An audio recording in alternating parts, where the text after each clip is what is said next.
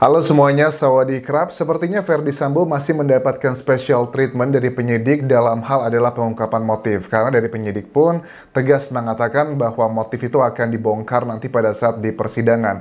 Tetapi ini berbeda dengan banyak kasus di Indonesia pada saat penyidik sudah menetapkan tersangka, pada umumnya sudah dinyatakan apa motifnya. Memang penyidik sudah mengatakan motifnya yang ini masih general saja yang dikatakan dari Ferdy Sambo, yakni adalah melukai harkat dan martabat. Tetapi begini, dengan beberapa fakta yang sudah kita dapatkan, terlepas ini masih dugaan apakah benar atau tidak, tetapi menurut aku sudah mendekati kebenaran.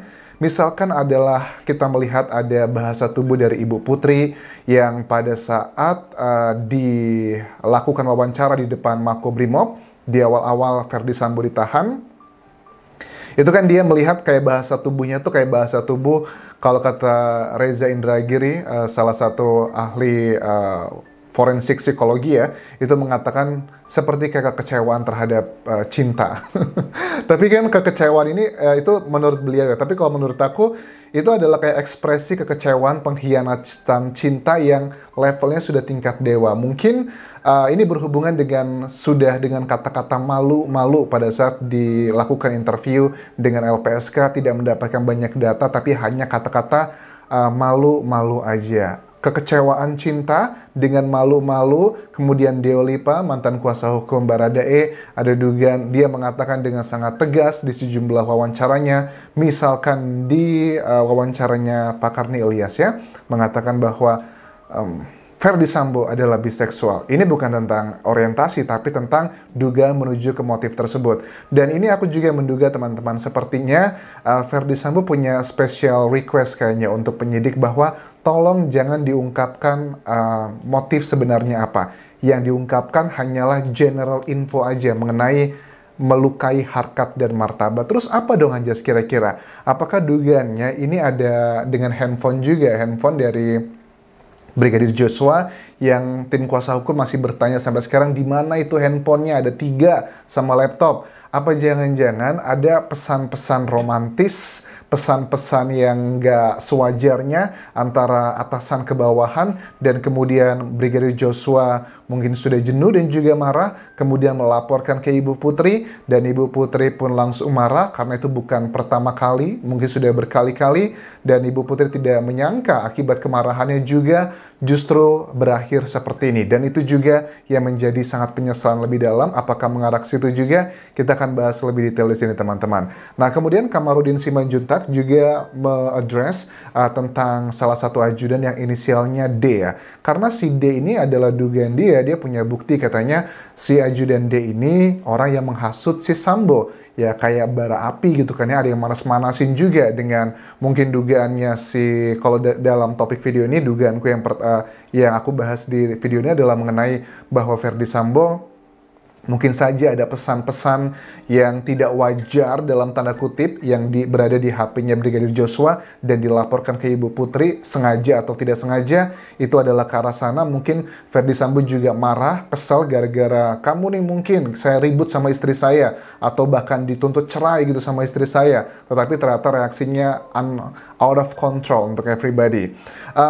Si inisial D ini menurut Kamarudin itu melakukan provokasi dari Brigadir Joshua ke Ferdy Sambo-nya. Pertama mengenai isu pakai parfum. Itu parfumnya ibu sering dipakai, kita udah pernah bahas ini ya. Terus juga mengenai isu peristiwa juga bahwa salah satu ajudan tuh ngomong, dugaannya adalah si inisial D ini, bahwa Brigadir Joshua itu dugaannya pernah menodongkan pistol ke fotonya Ferdy Sambo. Terus juga nuduh Brigadir Joshua yang bocorkan rahasia ke Ibu P tentang FS. Ini tadi mengenai dugaan adalah chat atau message yang tidak seharusnya berada di HP-nya Brigadir Joshua. Mungkin itu karena sudah kebiasaan dan sebagainya. You know what I mean ya. Terus yang jadi pertanyaan juga kan awalnya dilecehkan di rumah dinas, tetapi sekarang berpindah ke Magelang. Kamarudin mengklaim bahwa ini kayaknya yang membuat skenario yang pertama kali pelecehan di rumah dinas itu dugaannya adalah staf ahli Kapolri, itu dikarang di 8 Juli 2022. Kemudian kalau aku cek dari jejak digital, memang ada beberapa keterangan setelah kejadian tersebut, penembakan itu kan di 8 Juli 2022, memang diketahui bahwa Ferdy Sambo itu mengadakan meeting di kantornya itu sekitar jam 10 malam. Dia memanggil beberapa pejabat juga di sana dari Kadif Propam, yang makanya juga kita nggak heran ada 80-an anggota Polri yang saat ini sedang menjalani pemeriksaan lebih detail. Sudah ada kategori-kategorinya, tingkatan-tingkatannya, seberapa jauh mereka terlibat di situ, dan mudah-mudahan sih kalau aku melihat dari ke trennya sekarang ini, sepertinya Ferdy Sambo dan juga beberapa, ada 6 jenderal, bukan 6 jenderal sih, 6 anggota Polri ya, ada jenderal juga di situ, yang sepertinya akan kehilangan tidak hanya jabatannya, tetapi akan kehilangan posisinya sebagai seorang anggota Polri, karena kalau di tim Irsus kan yang bagian kode etik, yang paling tinggi hukumannya ya kehilangan ini ya, posisinya sebagai dikeluarkan gitu. Kayaknya sih akan mengarah ke sana. Sepertinya akan dikeluarkan. Itu kalau perkiraanku teman-teman. Kemudian juga WA Putri ke Reza adik Brigadir J, itu Putri Chandrawati ya, ke Reza yang juga anggota Polri, itu tidak ada indikasi pelecehan di Magelang teman-teman. Jadi ya walaupun Ibu Putri sedih gitu kan di Magelang menuju ke Jakarta, tetapi sedihnya itu bukan karena si Brigadir J, bukan karena dia dilecehkan kalau aku tangkap di sini, tetapi karena sesuatu hal yang dilaporkan, baik itu sengaja atau tidak sengaja, ini kayak api dalam sekam sih menurut aku. Nggak mungkin ya kalau seorang perempuan, Ibu Putri seperti itu, marah, sedihnya sampai mendalam seperti itu, kalau baru sekali atau 2 kali. Mungkin ini sudah berkali-kali Ibu Putri mengetahui sesuatu hal yang ke arah ke sana, dan berhubungan juga dengan statementnya Diolipa, aku mengarah ke situ. Nah, kemudian Kamarudin Simanjuntak juga menegaskan di wawancara ini bahwa saya itu sudah beberapa kali memberikan barang bukti ya, hal-hal yang tadi saya sebutkan, aku sebutkan tadi teman-teman, itu semua sudah dilaporkan ke penyidik, tetapi ada beberapa hal yang kayak barang bukti ditolak gitu sama penyidiknya, mulai dari Polda Jambi sampai di Jakarta. Makanya dia sempat bertanya gitu, Anda ini kerja sama Polri atau jenderal tertentu? Well, ini adalah bagian yang harus kita kritisi juga untuk oknum-oknum anggota Polri, penyidiknya, dan sepertinya orang yang dimaksud sama Kamarudin itu sekarang sedang menjalani pemeriksaan juga ya di Irsus, Inspektorat Khusus. Oke, sekarang kita beralih ke statement dari kriminolog UI, Adrianus Meliala. Di wawancaranya ini, dia mengatakan tentang kalau istri, jadi kan kita bertanya, apakah Anjas kan pasal untuk si Putri itu sekarang adalah pasalnya 340 ya, pembunuhan berencana dengan hukuman maksimal adalah hukuman mati kan, atau seumur hidup. Nah ini kan kalau kita lihat, untuk membuktikan bahwa kan di pengadilan itu adalah permasalahannya, peristiwa yang harus dikuatkan adalah antara pasal dengan perbuatannya. Motifnya sih itu nanti bagian subjektifnya bagi hakim. Nah, apakah bisa melihat dikategorikan Putri ini sebagai kena pasal yang maksimal, pembunuhan berencana? Itu bisa kalau ada waktu untuk berpikir, untuk merencanakan atau diajak bicara dulu oleh Ferdy Sambo, dan ini bisa dicek juga dengan keterangan saksi atau keterangan terdakwa nanti di pengadilan, ataupun juga dengan CCTV.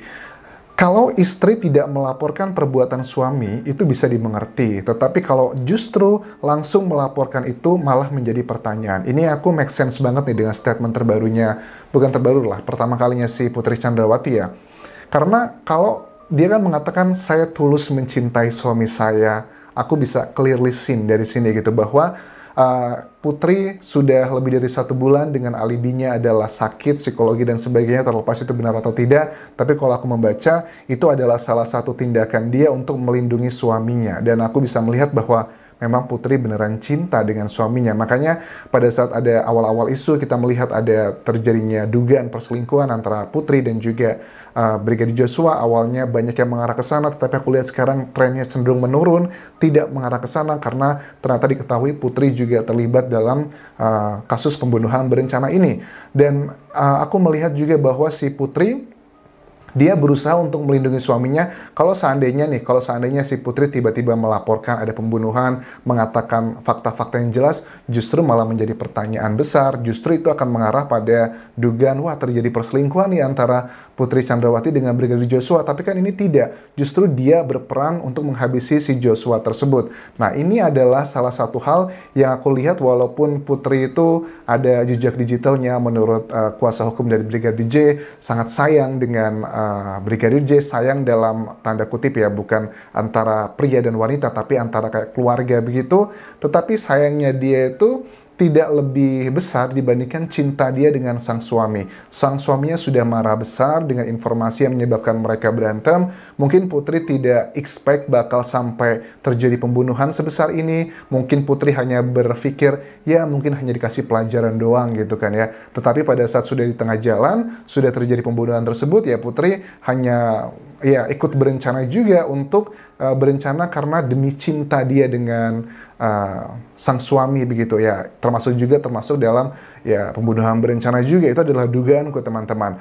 Kemudian Adrianus Meliala juga mengatakan tidak terlalu tepat mengharapkan keterangan jujur dari tersangka. Itu betul sekali, karena yang disampaikan oleh tersangka termasuk juga Baradae ya. Makanya beberapa kali awalnya kan kita banyak yang, aku juga awalnya juga sangat yakin bahwa Baradae itu sudah mengatakan jujur. Tapi pada saat aku lihat kesini-sini ada beberapa keterangan yang berubah, ada yang tidak match. Waduh, kayaknya Baradae ini masih ada doktrin-doktrin kuat nih dari sebelumnya. Apakah itu karena doktrin ataukah karena dia termasuk bagian terlibat dalam motif tersebut? Karena menurut aku tidak ada keterangan, misalnya let's say aja, ada nggak DNA-nya si Baradae di pistol yang dia pakai? Kalau itu tidak ada, ya agak sulit buat dipercaya bahwa dia melakukan penembakan tersebut. Tapi apa yang membuat Baradae mau mengakuinya? Apakah karena uang 1 miliar rupiah tersebut yang katanya akan diberikan ke dia? Ataukah karena memang dia bagian dari motif? Ataukah dia juga menutupi sesuatu hal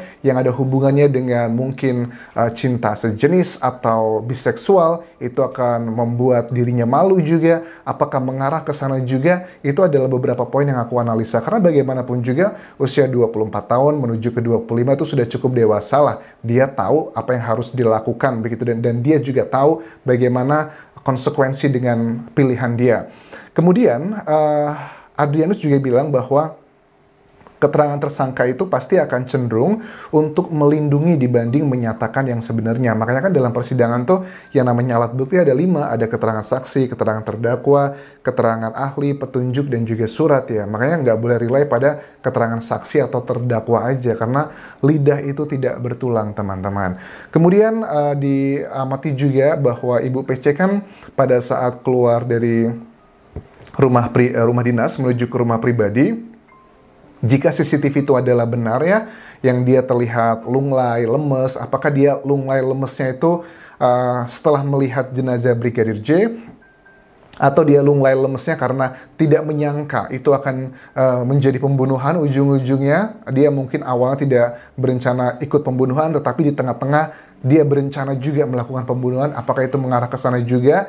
Itu adalah hal yang dibahas Adrianus Meliala di sini. Dan ini bagi aku juga menarik ya. Ini mengasah logika berpikir kita. Dihubungkan dengan hal-hal yang poin fundamental. Handphonenya Brigadir J di mana sih? Apakah ada sesuatu hal, misalnya pesan-pesan di WhatsApp-nya? Kayaknya sekarang sih lebih ke WhatsApp ya. Jarang yang SMS dengan SMS-an biasa provider, kayak udah jarang banget. Apakah di WhatsApp-nya atau di Line-nya atau di berbagai macam aplikasinya itu menunjukkan ada ke arah sana yang mengindikasikan mungkin aib bagi seorang Jenderal Verdi Sambo. Makanya aku melihat kecenderungan ada usaha untuk menutupi motifnya sekarang ini hanya disampaikan secara general, karena itu mungkin sangat malu banget bagi dia. Well, like or dislike, yang pertama kali mengungkapkan motif ke media massa adalah dari Verdi Sambo sendiri, yaitu adalah motifnya dengan pelecehan di rumah dinas. Tetapi sekarang sudah tidak terbukti, ya wajar dong, kita masyarakat, kita netizen, kita pengen tahu apa yang sebenarnya terjadi. So, itu yang bisa aku update untuk video kali ini, dan aku mengucapkan terima kasih teman-teman, karena sudah 27,9% para penonton yang sudah pencet tombol subscribe. Kira-kira mungkin nggak ya 50% penonton gitu ya pencet tombol subscribe, karena itu adalah support nyata kalian untuk aku terus mengawal kasus ini hingga nanti tuntas ke persidangan. Terima kasih sudah menonton. Kapun kerap semuanya. Bye-bye.